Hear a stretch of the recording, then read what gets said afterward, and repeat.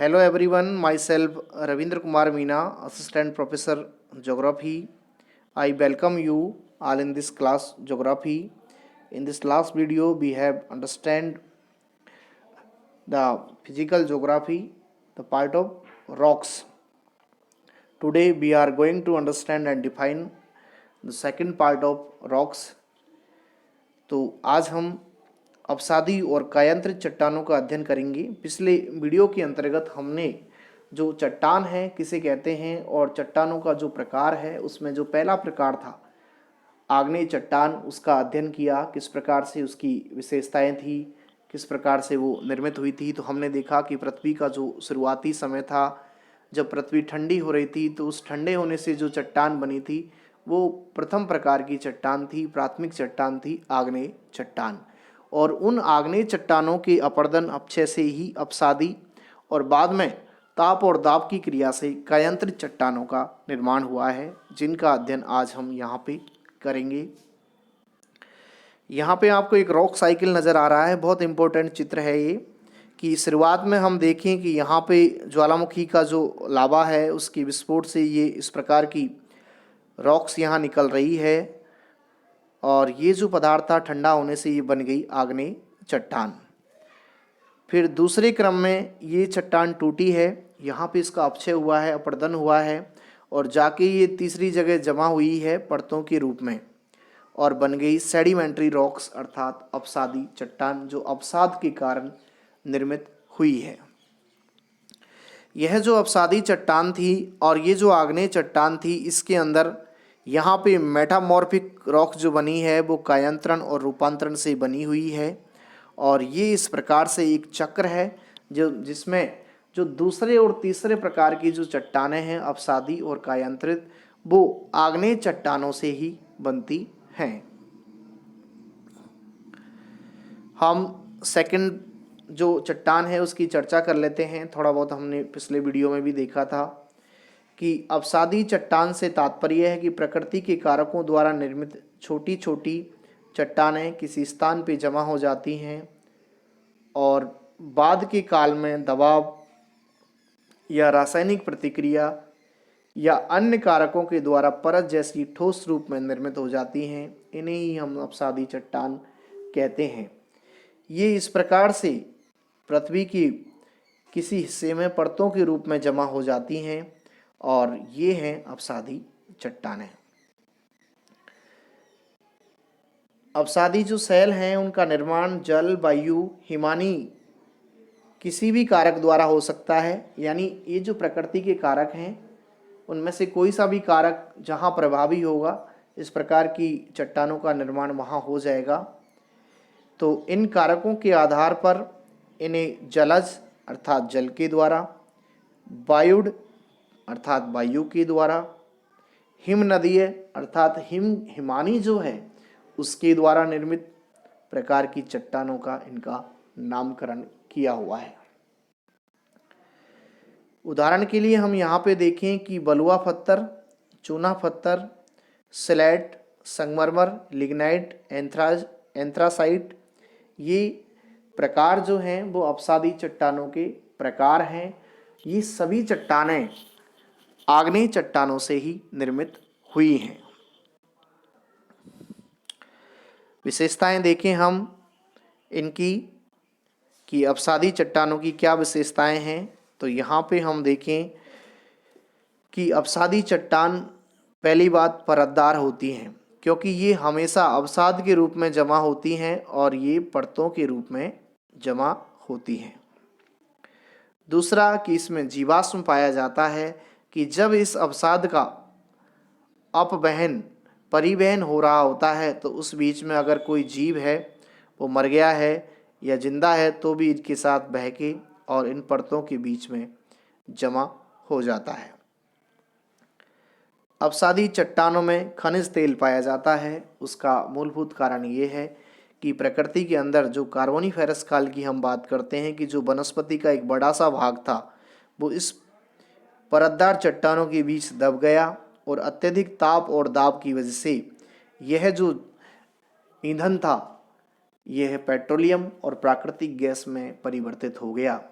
यह आपको पता है, ध्यान कीजिए कि यह पेड़ पौधों के दबने से ही बना है, इसलिए इसे हम जीवाश्म ईंधन भी कहते हैं। एंथ्राइस कोयला 90% से ज़्यादा कार्बन होता है और लिग्नाइट जो कोयला है उसमें सबसे ये उत्तम किस्म का जो कोयला है उसको एंथ्रासाइट माना गया है। लिग्नाइट नंबर 3 पे आता है। अवसादी चट्टानें अधिकतर या अधिकांशतः परतदार रूप में ही पाई जाती हैं। इनमें वनस्पति और जीव जंतुओं के जीवाश्म हैं जो बड़ी मात्रा में पाए जाते हैं। इन चट्टानों में लोह अयस्क, फॉस्फेट, कोयला, पीट, बालू का पत्थर, सीमेंट बनाने की चट्टानें पाई जाती हैं। खनिज तेल अवसादी चट्टानों में पाया जाता है। अप्रवेश चट्टानों की 2 परतों के बीच यदि प्रवेश सेल की परत आ जाए तो खनिज तेल के लिए अनुकूल स्थिति उत्पन्न हो जाती है कि पृथ्वी के अंदर इस प्रकार की चट्टान भी हैं कि उनके अंदर प्रवेश यानी उन्हें तोड़ना बहुत मुश्किल है। तो अगर यहाँ 2 प्रकार की ये चट्टानें हैं, यहाँ पे ये पेट्रोलियम भरा हुआ है और यहाँ पे प्रवेश सेल है, तो आसानी से इस पेट्रोलियम का दोहन है जो किया जा सकता है। भारत की चर्चा कर लें तो भारत में दामोदर नदी, महानदी, गोदावरी नदी के जो बेसिन हैं वहाँ पे अवसादी चट्टानों में कोयला पाया जाता है। झारखंड का झरिया, उड़ीसा, पश्चिम बंगाल यहाँ के जो इलाके हैं वहाँ पे भारी मात्रा में नदी के बेसिन हैं, उनमें कोयला है जो पाया जाता है। प्राचीन समय में यहाँ की जो वनस्पति थी उसके दबने से और अत्यधिक ताप दाब से यह जो वनस्पति थी वो कोयले में तब्दील हो गई। दूसरा उदाहरण हम देखें अवसादी चट्टान का तो आगरे का किला और दिल्ली का लाल किला बलुआ पत्थर नामक अवसादी चट्टानों से बना हुआ है। प्रमुख अवसादी चट्टानों में बलुआ पत्थर, चीका सेल, चूना पत्थर, खड़िया और नमक आदि का नाम महत्वपूर्ण रूप से जाना जाता है। अवसादी चट्टानें कायांतरित होकर क्वार्टजाइट बनाती हैं, यानी कि ये भी मॉडिफाई होती हैं। जब भी कोई ऐसी सिचुएशन होती है कि जहाँ पे अत्यधिक ताप दाब की स्थिति हो तो वहाँ चट्टान कोई सी भी हो, आग्नेय हो, अवसादी हो या फिर कायांतरित भी हो, कायांतरित चट्टान भी परिवर्तित हो जाती है।